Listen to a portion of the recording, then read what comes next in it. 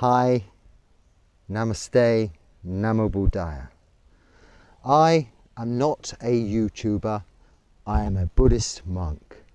And this platform is a way for me to share with you my experiences of living as a Buddhist monk in India and wherever else I may travel in the future. I have some questions to answer. In fact, I have many questions to answer, but I shall probably just get round to answering a couple of questions today. I will move straight on with that and to the first question, which is from KB. Should I say your username? I don't know. I've heard people use usernames on this platform, but for now, for privacy, I will use KB. You'll know who you are. Thank you for your question. It's a good and interesting question. KB from, and I'm not sure what country you're viewing from or where you originate from either. So thank you for your comments. Thank you for your questions. Really great if you can include a question mark, because it helps to find the questions very easily, which you gentlemen have done today. I say gentlemen, you could be ladies. It doesn't really say, it doesn't matter. However, this helps identify where you're from, and that's just a point of interest. It doesn't really matter, it's convention, but it's nice to know. So, Bhante, is ego or self the source of our karma? If we use non-self techniques, can it lead to not making more karma?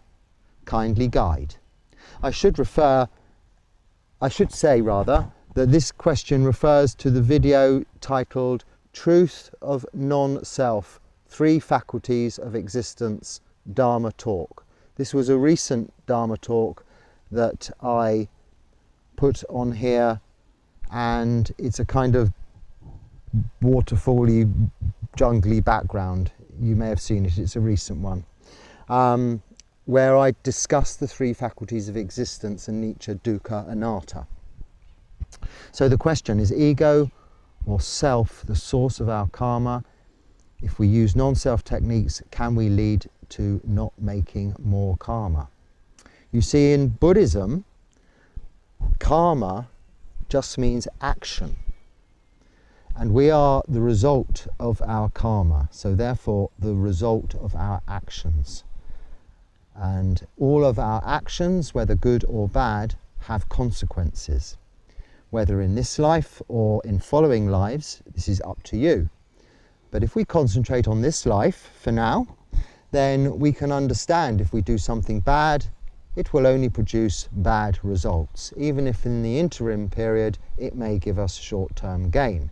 There will be our conscience to live with, and there will be the consequences of our actions. If illegal, maybe some kind of punishment, or if immoral, some kind of guilt or comeback from that action. So really karma is action. So to some extent, is ego responsible for our action? Well, you know, our societies we live in, the conventions that form our personality, what we call our ego, our self, our job title, our sex, our age, where we live, the country, the culture, the political structure, the economic structure, sociology, all of these come into play. And we create a self, we create an ego from these external influences.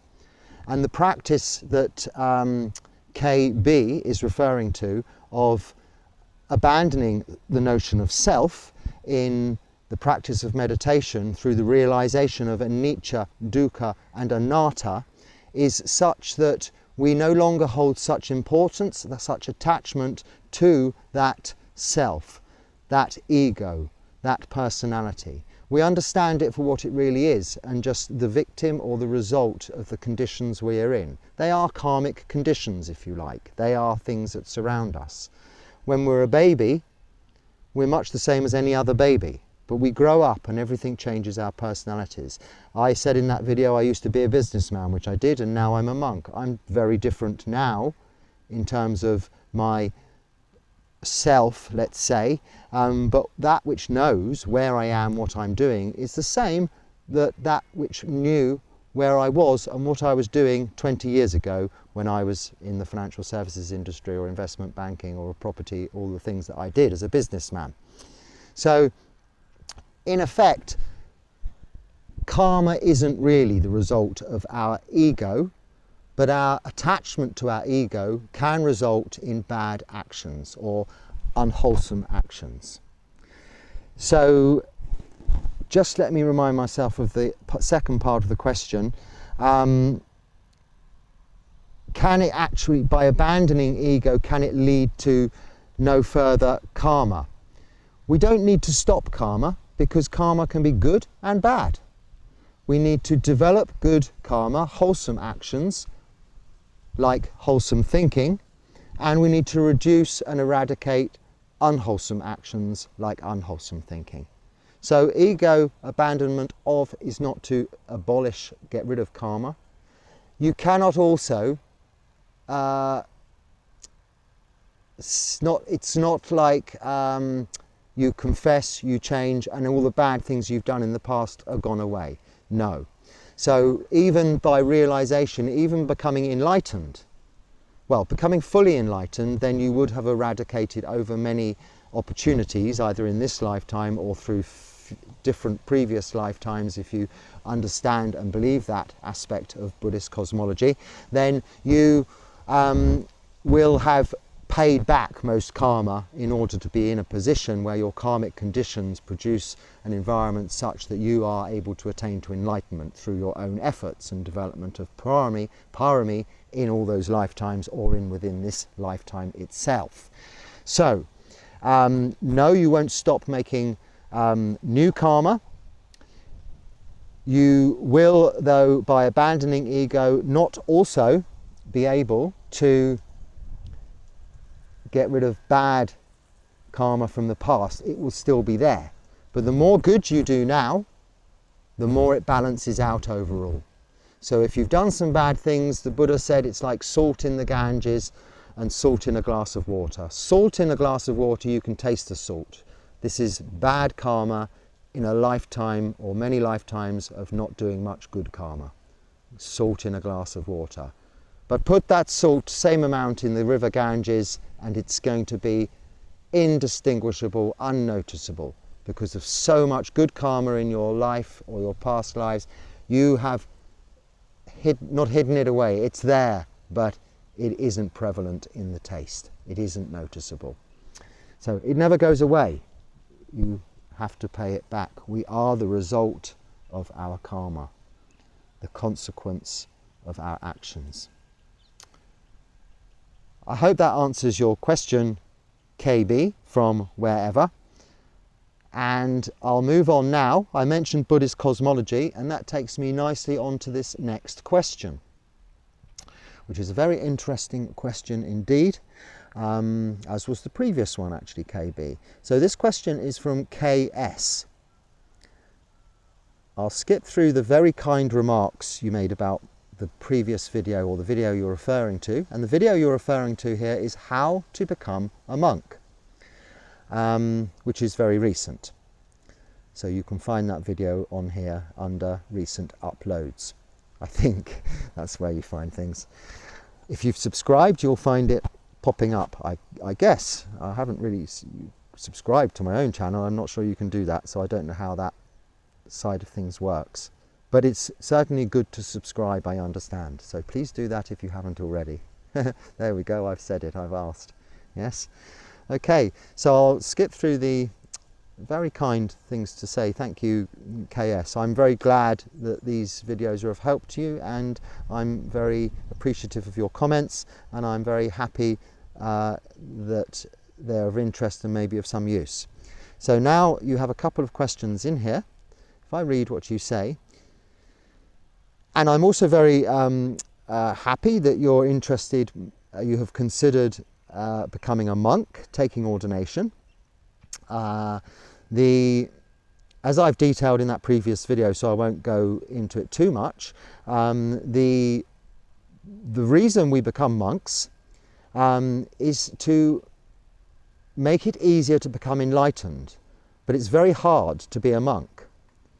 But it's easier to be a lay person, a practicing Buddhist in lay life, but it's harder to become enlightened. So if I say that a bit more clearly, as a lay Buddhist, you can become enlightened, but it's more difficult because you have the distractions of lay life around you: family, work, social lives. As a Buddhist monk, you don't have those distractions. You are a renunciant. You have abandoned everything worldly, and you can concentrate nearly 100% on your practice of meditation, or on sila, samadhi, panya, the path leading to becoming free from suffering in this lifetime, without the distractions of family, social life, and business work. Therefore, it's easier to reach that goal. But the life of a monk, a renunciant, has its difficulties, and it isn't suitable for everybody. But it's very important to understand that the reason the Sangha, that there are monks today, is because monks are, by their nature, dependent on lay people. The Buddha set down very clear rules that we're not allowed to go and live as fully a hermit in the forest or a cave, away from everywhere, cultivating our own food. He made the simple rule that we can't cook or grow our own food or prepare our own food. We have to be offered our food each and every day, not even allowed to store food overnight. This meant we can't live more than about a mile or a few kilometres away from a village or a city, where we have to walk in each day to collect alms, collect food. This is a humbling experience, it's a mind developing experience, it's a physically developing experience, it has all sorts of benefits, but primarily the objective of that rule is that monks are always in touch with lay people because they need to see them daily or at least every couple of days to get food, and only a couple of days if they fast for one day. I'm going to slightly move a little bit because I'm on a awkward position there.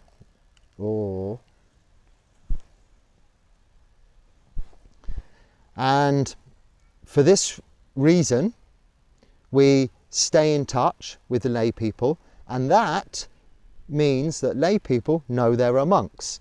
There are monks that they are supporting with food every day, and in exchange for that they also support us with clothing, these robes, and shelter and medicine if needed.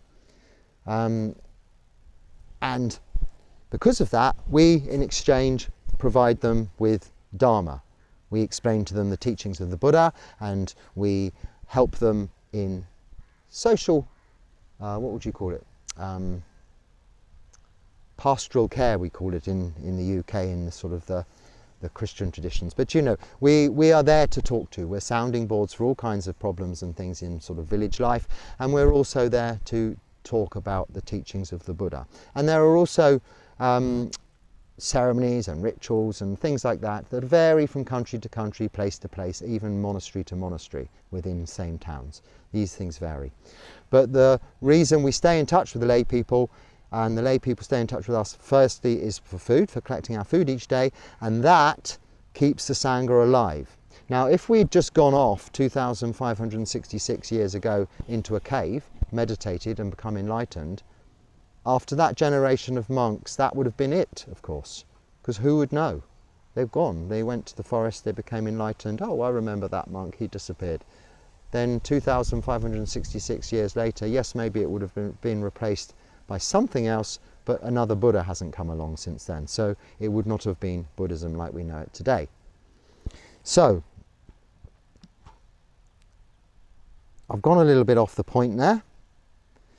So yes, I was very happy that you were thinking about ordination and becoming a monk, and continue to think about that. As long as that thought is popping into your mind, as you say, this is as a result of good karma, as a result of wholesome thinking, wholesome actions, wholesome speech, wholesome things you've done throughout this life, maybe past lives, but you're currently doing to keep that thought popping back. Because this thought doesn't just arise out of nowhere.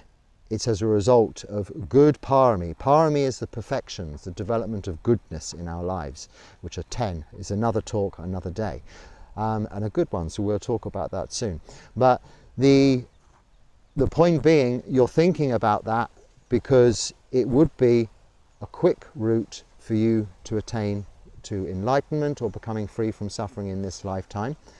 But maybe you're not ready for it yet, and that's good also, because you can still become free from suffering and attain to enlightenment in this lifetime as a lay person, as very many lay people have done. Historically, more lay people than monks, purely because of the numbers.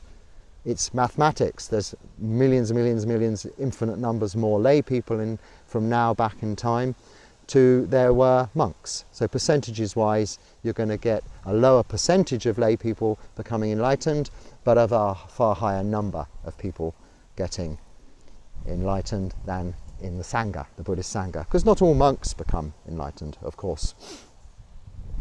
So great to hear that. That's the first bit. And now on to the questions.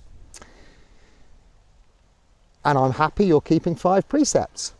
If anybody's keeping any of the precepts, it's good. And don't stress too much about it. Just remind yourselves, I must try and refrain from killing, from stealing, from sexual misconduct, from lying, and from taking intoxicants. Reminding yourselves regularly of this each and every day. You don't have to come and see a bhikkhu and take the Panchasila each and every day. If you can, that's great also. It's a great way to remind yourself. But if you can't, just say it to yourself in a quiet moment. Today I'm going to refrain, or for the next few moments, or for the next few hours, or for the next few months, whatever. I'm going to refrain from killing, refrain from stealing, refrain from sexual misconduct, refrain from lying, refrain from taking intoxicants. Or you could just say, I'm going to refrain from doing any harm to myself or other beings. And this covers all 5. Do no harm. Or like in the doctor's Hippocratic oath, first do no harm. Whatever good you do is no good if it causes harm. First, do no harm. And this covers the precepts. Okay? So, the questions, I'll get to them eventually. As I say, I am not a YouTuber. I am a monk. Hence this lack of production, I think you'd call it. I've got some people walking by who would be farmers. I'm in a field, sort of on the edge of. There's another video here. I showed some agricultural goings on the other day. I came here to give a talk because at this time of day it's quite noisy most places, other than in the temple where I was yesterday talking. But I'm not going in that direction today for various reasons I'll go into in a minute.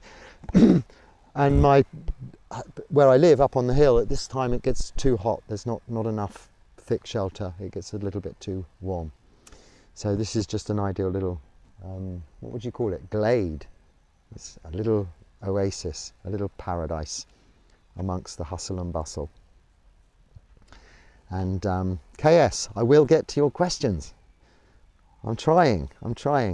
Okay, and I love this question. So I'm going to read it from here. So all of those things, you're keeping the precepts, you're thinking about becoming a monastic, great. But, you say, and it's not a but, this is great. But you say, but I basically believe in a supreme deity, which I am not sure would fit well within the Buddhist mindset. Or if that would even be accepted. Let me read that again properly. But I basically believe in a supreme deity, which I am not sure would fit well within the Buddhist mindset, or if that would even be accepted. I am a fan of near-death experience. That's the next question. So let's deal with this first question first. Basically, KS, you believe in a supreme deity. No, that is not a problem. And I'll explain why, which I'm not sure would fit well within Buddhist mindset. It fits in very well within Buddhist mindset. Subject to, which I will give you in a minute. or if it would be accepted, and it would be accepted. Now, Buddhist cosmology, not my top subject or top interest in Buddhism, but it differs between all of the traditions, but in all of the traditions there are deities. If we think of deities being anything from gods to angels to bad angels and devils. And in the Christian faith even, I think Satan, in another question, a very good question, this might answer a little bit of that, that I've received recently, and I'm sorry I can't remember who it was from, another beginning with K I think.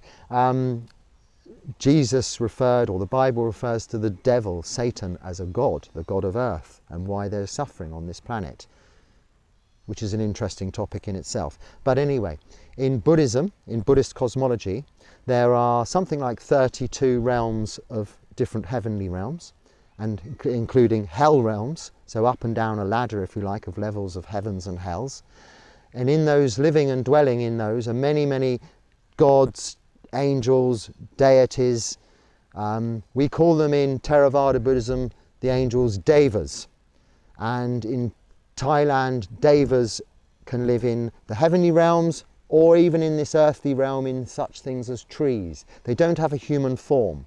They choose not to spend much time around humans because they're heavenly. They find us a little bit like if we were to spend our time amongst pigs foraging in muck. We wouldn't choose to do so. We're considered by devas, if you believe in this kind of thing, as being like the pigs because they live in such a beautiful realm. But of what the point I'm putting across here to you, KS, is that in different traditions of Buddhism, there are very many different areas of Buddhist cosmology where there are many, many gods, Buddhas.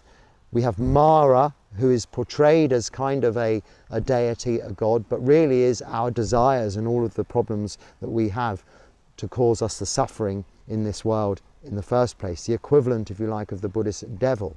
And then we have the Buddha, who was a living being, a teacher, much like Jesus or Muhammad. They were teachers, prophets, living beings, not gods. But after their death, they are often elevated to this status. In Jesus' case, the Son of God, part of the Father, Son, Holy Spirit, and in Muhammad, blessed be his name, so on and so forth. It doesn't escape Buddhism, no.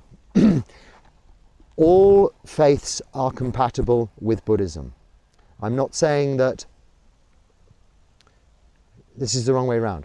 Buddhism is compatible with all faiths. I'm not saying all faiths because I don't know enough about all faiths are compatible with Buddhism, but because there is an understanding, and it is a fact, that Buddhism is an atheistic religion, there is no God to be prayed to, worshipped to, asked for help.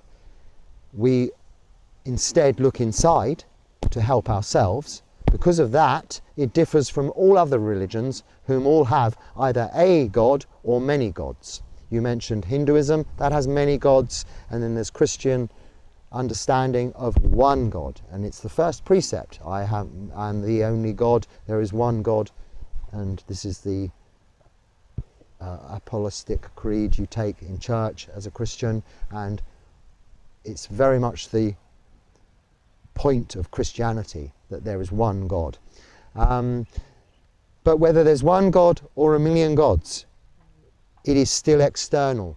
You are praying, you are relying on your good behavior still, your sila, and your good practice of body, speech and mind to take you to a good afterlife, whether it's heaven or realms of heavens or rebirth, it doesn't matter. You're relying, you're hoping, you're praying to something external, whereas Buddhism is internal.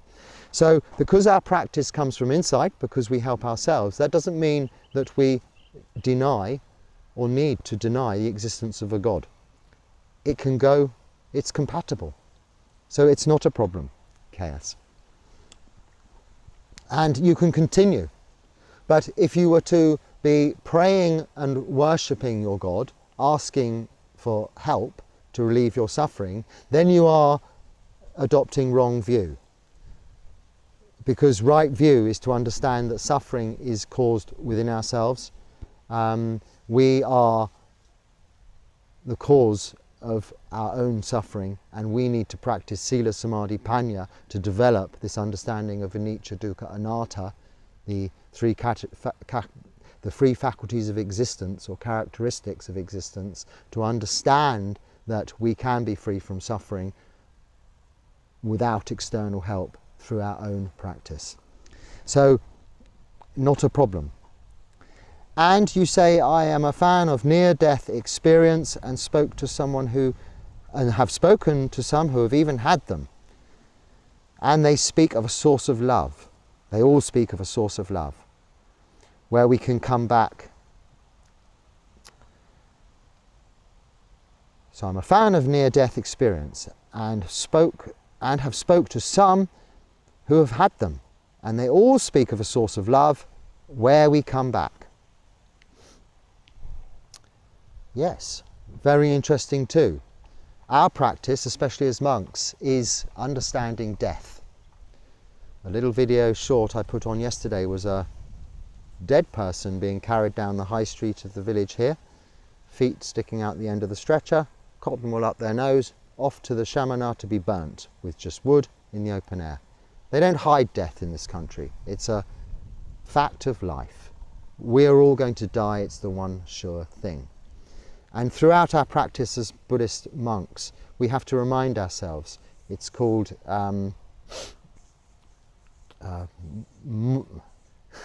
what's the word? Moranusati, I think. Contemplation of death in English. Very important part of our practice, because this is the truth. Yes, and we're all about the truth. There is suffering, a cause of suffering, an end of suffering, and a path leading to the end of suffering. And of course the end of suffering isn't necessarily death. We don't know what happens afterwards. So we need to become free from suffering in this lifetime. And we need to get rid of desire to become free from suffering. Not all desire, but unwholesome desire. The kind of desire that keeps us magnetically attracted and pulled back to this samsara, this cycle, this circle of existence, this repetitive Groundhog Day kind of life, existence. If you believe in rebirth, you'll get reborn if you're very lucky as a human, if you're unfortunate as an animal, or in the hell realms, or if you've been very good in the heavenly realms. But let's just deal with this lifetime for now, because this can be seen, experienced for yourself. By practicing contemplation of death, which is just knowing that you don't know for sure, when you breathe in and you breathe out, if you'll do that again. If you breathe in, and I've seen people die, it's like that. Actually, they make a noise. You will breathe out probably, but you won't know you're breathing out. So on each breath in, each exhalation, you don't know if that will be your last. At some point, either our brain stops, our respiratory system, our lungs stop, or our heart stop. We can die of 1,000 million different causes. Cancer, COVID, anything you like. Even kidney failure, whatever. Whatever the disease, whatever we have, and I'm not a doctor, so correct me if I'm wrong, eventually when you cease to be, it's when your brain function stops. Either just stopping, like that, or as a result of respiratory failure or cardiac failure, heart beating, moving the blood round, the oxygen to the brain. So we're all going to die, that's for sure. So we contemplate it. If you can experience it, all the better. Now, whether this is real or whether this is a dream, and I believe it can be very real. I don't know and I can't prove it can be very real. No one can prove it, for sure. But we can all know our own experiences. So we must never judge other people's views and opinions on their experiences. We can, I say, choose not to accept what they relay to us. We can choose to make reasons behind it. But it's best just to listen and understand that is their experience and learn from their experience. Like you are, KS, from your research into this subject. You are learning. And what you're learning is moranusati, contemplation of death. Because these people have experienced death and they can best describe what it's like. But only you can experience what it's like. Now, the closest we can come to death in this lifetime is through the attainment of jhanas in meditation. I haven't done a talk on jhanas yet, it's coming, I can promise you that. But when we get to the fourth, which is the last of the rupa jhanas, there are 8, 4 rupa and 4 arupa. They're not called that, but it's just the word I thought of. Maybe they are arupa, but they're not bodily, physical jhanas, states of meditation. They are mental perceptions. So that is the right word. A means no, a means no. Like theistic means God, atheistic means no God. Arupa means no physical, it's mental. Rupa means physical. So the fourth, the last of the bodily physical rupas, rupa jhanas, sorry, the fourth jhana is we have no actual sensory perception, physical or mental opinion of that. So mental consciousness of those physical feelings. And that is where we are losing our sense of bodily presence, if you like. This is why it's such a very beautiful and comfortable and wonderful state. And in that state, certainly, there will be an eminence of this pure, you describe it beautifully, as a source of love. A source of love, yes indeed. This is where we can fully be absorbed in the Brahma Viharas of metta, which is loving kindness, karuna, which is compassion, mudita, which is sympathetic joy, and upekkha, which is equanimity, unreactiveness, not caring, but unswaying, or swaying gently in the breeze like a tree, but the bough is not breaking. Presence and awareness without being affected, emotionally or physically.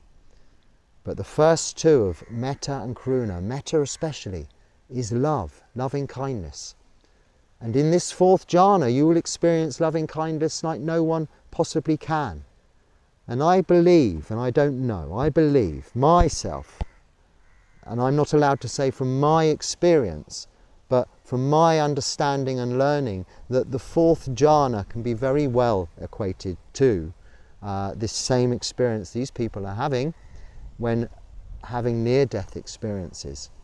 They are just naturally, by not accident, by their good karmic action, by their, whether it's in this life or previous, in this moment or previous years or previous decades, it doesn't matter when. Something they've done good in the past has come to comfort them in that hour of need.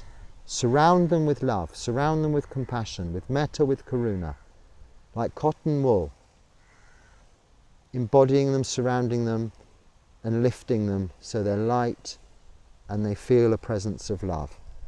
They feel a source of love. And if you are theistic in nature, you have a God that you pray to and you worship, of course your source of this love will be coming from God. You may see light, and this light could be one of the lower, third or second jhanas, or even the first jhana where we have signs, nimittas, which are lights that we see. So all of these experiences in near-death experiences can be very well equated to the jhanas. And this will lead me to a talk on the jhanas in some point in the future, I'm very sure. So your understanding, KS, is very deep. And although you're implying from your comments it is in a way juxtaposed to Buddhism, it is very much a part of Buddhism. And all of you listening or watching, or you, if there's one, everything is a part of Buddhism. I'm not saying Buddhism is a part of everything else, But Buddhism is only an understanding of our existence. It isn't a religion in the sense of belief. It is not a belief system.